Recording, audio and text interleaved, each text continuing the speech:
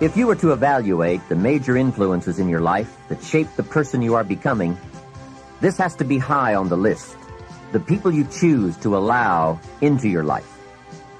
Mr. Schoaf gave me a very important caution in those early days, which I would like to repeat here for you. He said, never underestimate the power of influence. What an important statement. The influence of those around us is so powerful. Many times we don't even realize we're being strongly influenced because it generally develops over an extended period of time. Peer pressure is an especially powerful form of influence because it is so subtle. If you're around people who spend all they make, chances are excellent that you'll spend all you make. If you are around people who go to more ball games than concerts, chances are excellent that you'll do the same. If you're around people who don't read many books, chances are excellent you won't read many books. People around us can keep nudging us off course a little at a time until finally, 10 years from now, we find ourselves asking, how did I get here? Those subtle influences need to be studied carefully if we really want our lives to turn out the way we've planned. Now, on this major point, let me give you 3 key questions to ask. This may help you to make a better analysis of your current associations. Here is the first question. Who am I around? Good question. Make a mental study of the major people with whom you most often associate. You've got to evaluate everybody who is within the circle of being able to influence you. So, major question, who am I around? Next question, what are they doing to me? That's a major question to ask. What have they got me doing? What have they got me listening to? What have they got me reading? Where have they got me going? What have they got me thinking? How have they got me talking? And how have they got me feeling? What have they got me saying? You've just got to make a serious study of how others are influencing you, both negatively and positively. Now, maybe the influence of all those around you is okay, but just ask yourself. It doesn't hurt to ask. Who am I around, and what are they doing to me? Now, here's the final question. Is that okay? Maybe the people you associate with and their collective influence is okay, but then again, maybe it's not. All I'm suggesting here is that you take a close and objective look. Everything is worth a second look, especially the power of influence. Positive influence can have an incredible effect on your life, but so can negative influence. Both will take you somewhere, but only one will take you in the direction you truly wish to go. It's so easy just to dismiss the things that influence our lives. The man says, I live here, but I don't think it matters. I'm around these people, but I don't think it hurts. I would take another look at that. I've got a good phrase for you. Everything matters. Now, sure, some things matter more than others, but everything matters. Everything weighs something. So you've got to keep checking to find out whether associations are tipping the scales toward the positive or toward the negative. It doesn't hurt to look, right? Ignorance is never the best policy. Finding out is the best policy. Remember, part of the purpose of this program is to get us to say, the days of kidding myself are over. I really want to know what I have become and what I am becoming.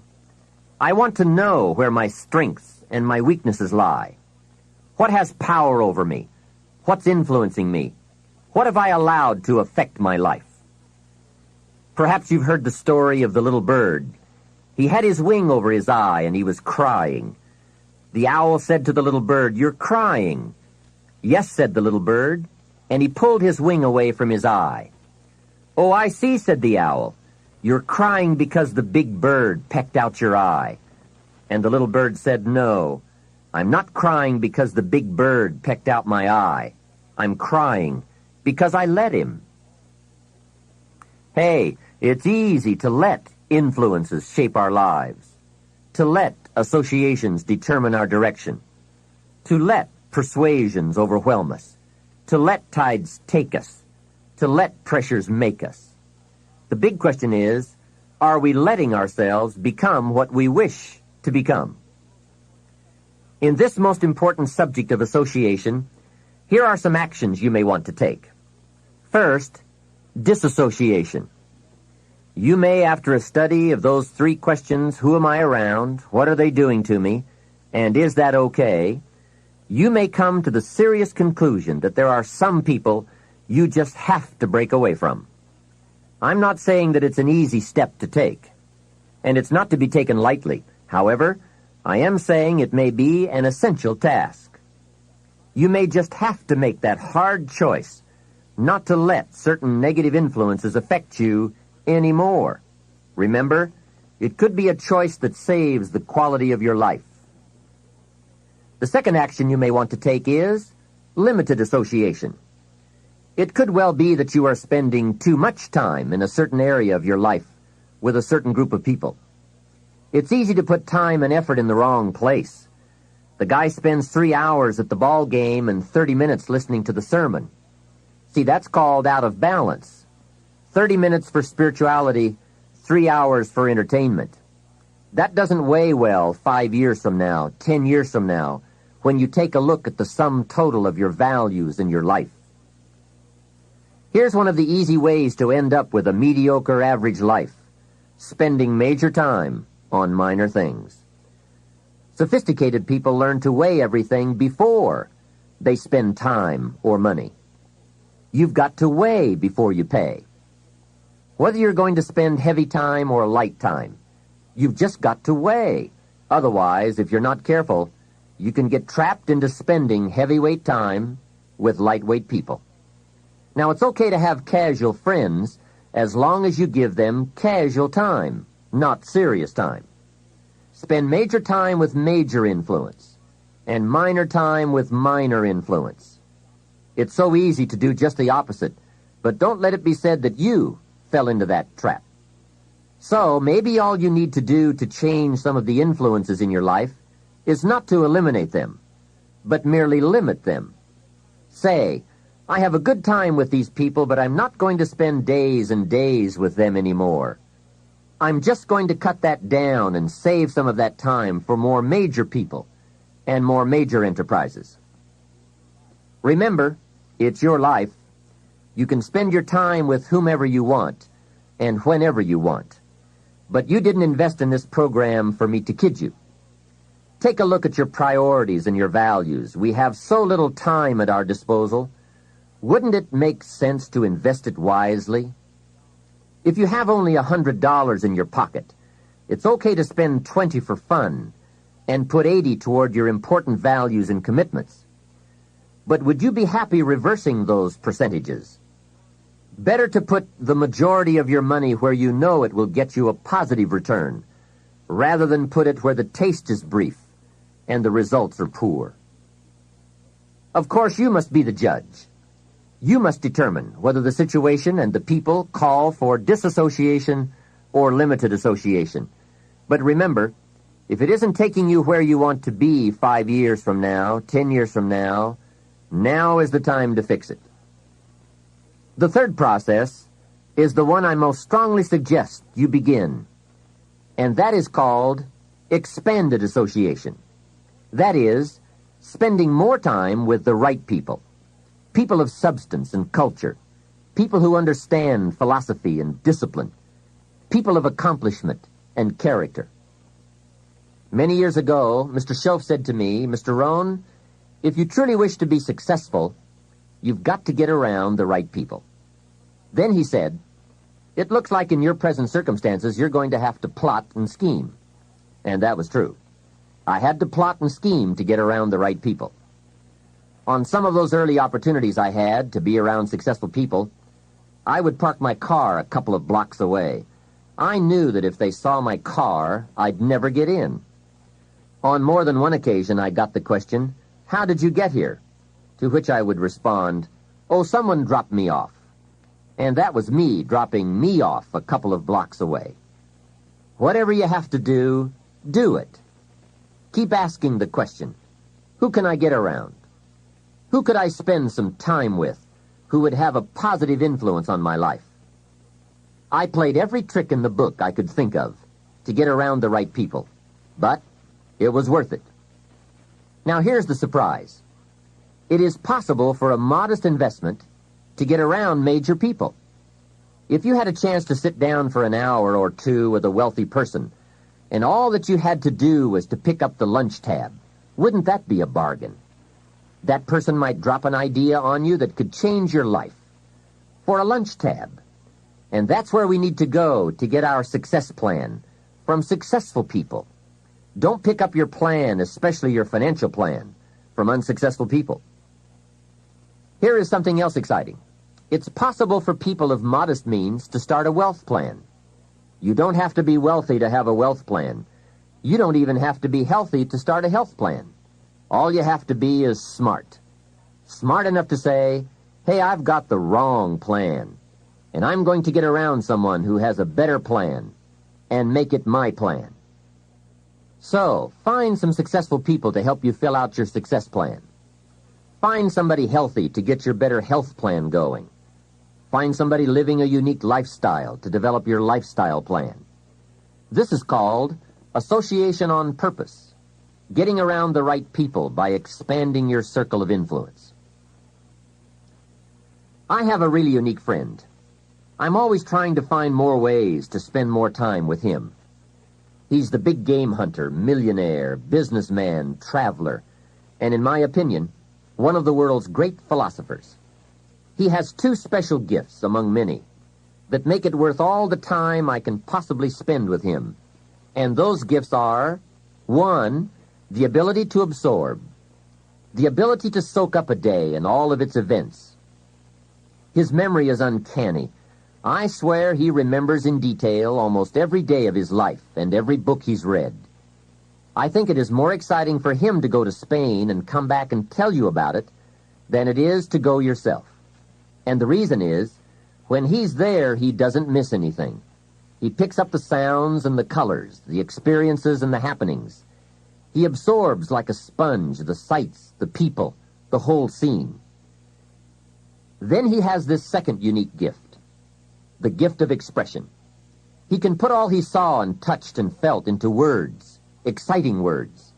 When he talks, you can feel the water lapping on your feet. You can see the colors. You can smell the aroma of the flowers and the food. What great gifts to absorb and to express.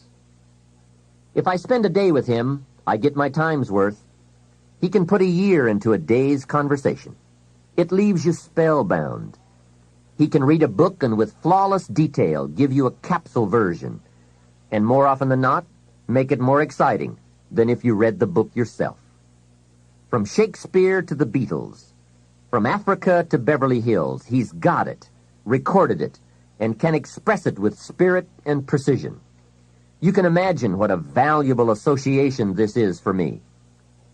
From this association, I've multiplied my knowledge, my perception, my skill, my enterprise, and my lifestyle many times over.